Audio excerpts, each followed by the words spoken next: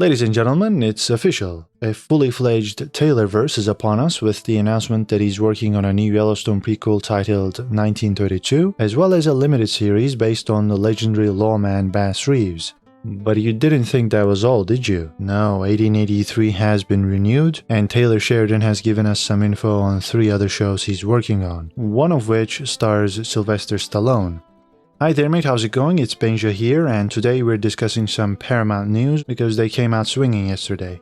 First of all, they've ordered additional episodes of 1883, so that story will continue after attracting a massive audience, though weirdly they haven't called this a quote-unquote season 2 renewal, and this might not be a full season order just yet, but I'm sure that's just a temporary thing and they'll get around to doing that soon enough.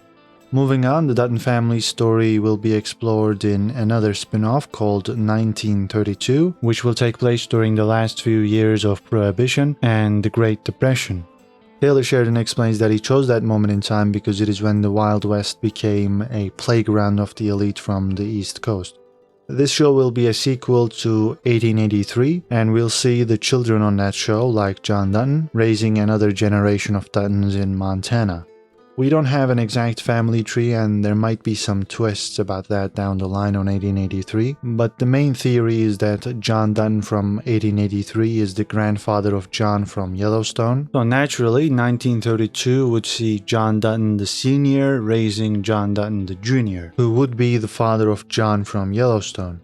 And my guess is, in a year or two, we'll see another Dutton spin-off taking place in the 60s or 70s, starring John Dutton the Jr. as he raises John from Yellowstone, because that's the only missing link at the moment.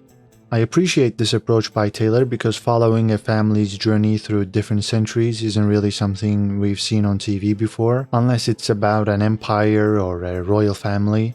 We've had a lot of franchises that have had spin-offs, sequels, prequels, but I don't think any of them focused on a particular family over the course of 150 years, so I'm definitely excited about 1932.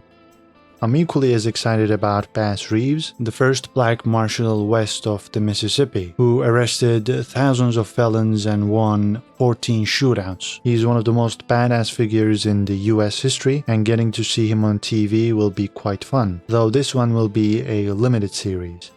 Reeves will be portrayed by David Oyelowo, and I think he can pull this off because he's a fine actor. That said, one of the striking features of Reeves was the fact that he was a tall man. I think he was 6'2", but the actor is only around about 5'7", and that is not ideal. I mean, I'd understand if it was a small difference, and if this wasn't a historical character, but yeah. Reeves should have been played by a more imposing figure, someone like Denzel Washington, for example. I'm not saying it should have been him, but just giving you an idea.